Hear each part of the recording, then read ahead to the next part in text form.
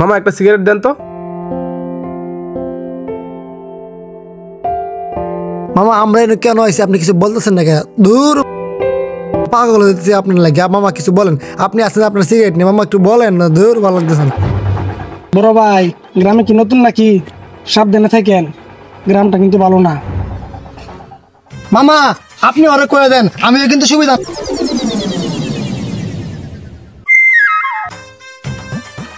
মামা আপনি ওরে আমার কথা বললেন না কেন? আসলে তুই বেটা একটু বেশি কথা বলছিস, বুঝছস? একদম চুপ করে থাকবি। আয় জায়গায় বই একটু। তাহলে মামা আমরা এনে কেলা গেলাম, আপনি তো কিছুই বলতেছেন না। আসলে তুই একটু বেশি কথা বলস। আসার পর থেকে একবার বলার সুযোগ দিছিস আমারে। এই যে মামা মুখে তালা লাগাইলাম, এখন বলেন কেন আইছি? তুই হয়তো জানোস না মামা, এই জায়গায় আইছি তোর ভাবির খুঁজে। ভাবি? এখানে ভাবি হলো কই থেকে? আপনি আমার না জানে বিয়ে করে লেছেন। মামা আপনি কিন্তু কাজটা ঠিক করেন নাই। এই যে আমি গেলাম, কালকে শুক্রবার না, মুসলিম নাই গেলাম দিয়া দেন। তুই বেটা বেশি কথা কস। আমার কথা শেষ হওয়ার আগ পর্যন্ত কোনো কথা বলবি না। বয় জায়গায় চুপ কইরা। শোন মামা, তোর যে ভাবি হইব তার সাথে আমার দীর্ঘ 7 দিন ধরে যোগাযোগ নাই, তার জন্য এখানে আসা। মামা বাবের কি কোনো বন্টন নাই? না মামা চলেন বাবের খুঁজতে যাই। বাজান তোমরা তো চিনলাম না। আমরা দুই বন্ধু ঢাকা থেকে একটা ছেলে খুঁজে। আঙ্কেল না মানে কাকা, হয়েছে কি আমরা একটা বন্ধুর জন্য দাঁড়ায় আছিলাম আর কি। আচ্ছা যাই হোক, বাজান গ্রামটা কিন্তু বেশি ভালো না, এবার খোলামেলা চলাফেরা করিও না। মামা আপনি ওই বুড়ে রেখে যান, আমিও কিন্তু পালা না। বদমাইশ, তার কি কোন লাগে বুঝছ না? শহরের ফুলরির আসলে কোনো লোক তো লোক নেই। আমারে মুরব্বী ডাকতেছে, মামারে বন্ধু ডাকতেছে, ভাই ডাকতেছে, অসভ্য একটা। আরে মামা আমরা হোটেল রেখে এই জঙ্গলে কি করতেছি? আরে মামা আজকে রাতটা একটু ম্যানেজ কর, কালকে সকালে একটা ব্যবস্থা করতেছি। ভাইজান এলাকাটা কিন্তু ভালো না, সাবধানে থাকেন। এখন আর কোনো কথা বলবি না, চুপ। এখন ঘুমা, সকালে রুমের ব্যবস্থা করতেছি।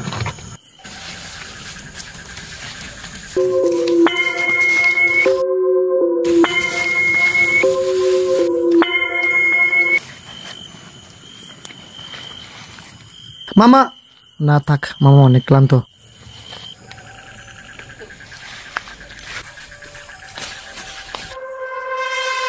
বস এলাকায় দুটো নতুন ফুল আছে, জিনিস করে দেই। দূর বেটা তুই বেশি কথা কস। ওই চিন্তা পরে করলে হইব, আগে চালানোর ব্যবস্থা কর। ভাই আপনার চালানে চিন্তা করতে হইব না, চালান আমি নিজে দিতেছি।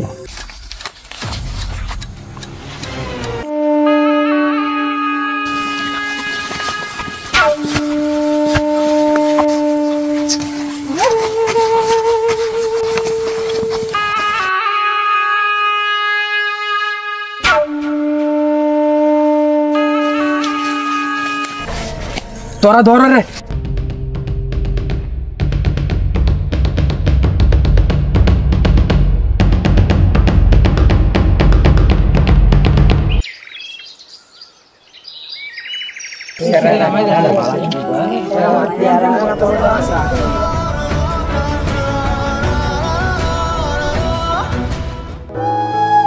তোর কি হয়েছে মামা? মামা তুই কথা কস না কেন? কথা ক। তুই বেশি কথা বলতে দেখি আমি তোর বকা যাবে করতে পারলে তুই কথা বলা বন্ধ করে দিস রাত থেকে আমার সাথে। কথা কইস না কেন মামা? কথা ক।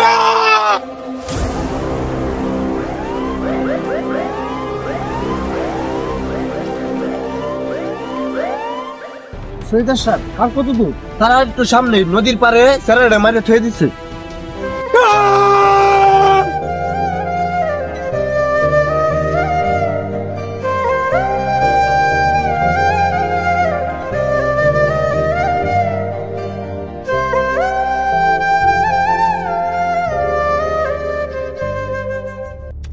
আর এদিকে এদিকে একটু নামতে হবে স্যার, এদিকে এদিকে এদিকে এদিকে একটু নামতে হবে স্যার। সরে সরে সরে সরে সরে সরে সরে। আচ্ছা আচ্ছা উনি কে? এই আপনি কে? আপনি কে? হ্যাঁ রাস্তার পাশে আপনি কে? আই সরেন সরেন সরেন।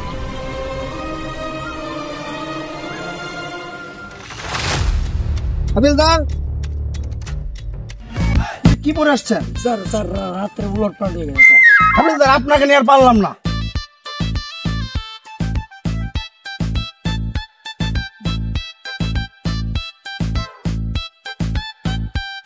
হাবিলদার সাহেব লাশটা পুষ মারার জন্য ব্যবস্থা করেন। Okay sir.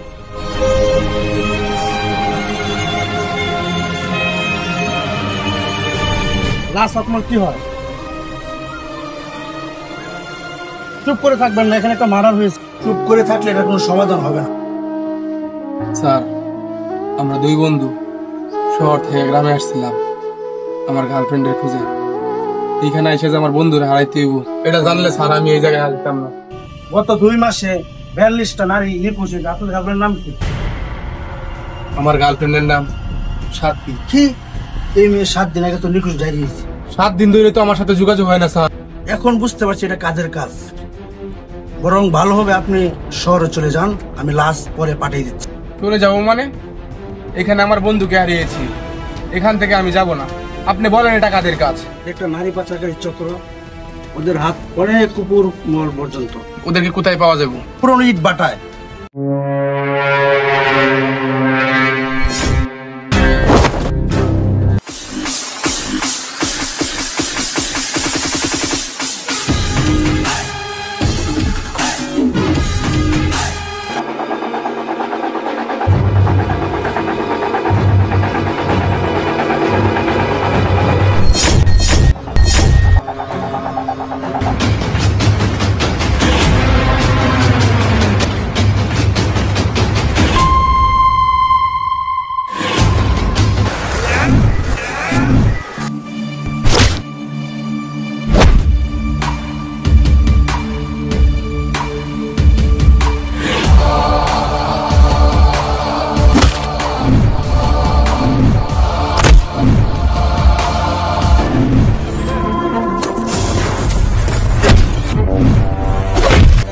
সবাই ধরো রে।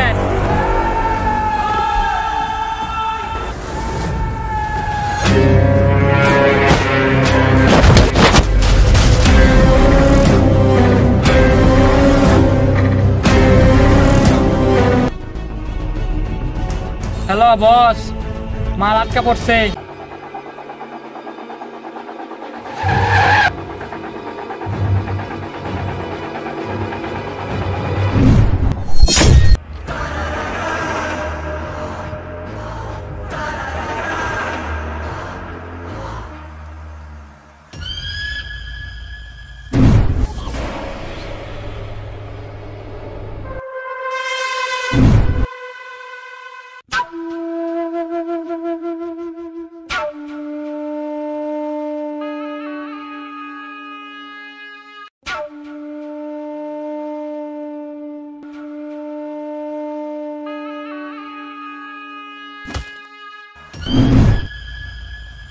আমি আমার এই ধান্দায় নিজের বাইরে ছাড়ি নাই। বাইরে কত বুঝাইলাম যে ভাই আসস ভাইয়ের জায়গা, আমার ব্যবসার হিসাব আলাদা। শালা বুঝলই না, আমার ব্যবসায় হাত দিছে, ফালাইয়া দিছি, সাথে ওর মায়েরটাও বাসার করে দিছি। তাইলে আমার বন্ধুরা মারছস কেন? তোরা তো আগেই কইছিলাম এই গ্রামটা ভালো না, সাবধানে থাকিস। তোর বন্ধু নিজের অজান্তে আমার ব্যবসায় ঢুকে বসছিল।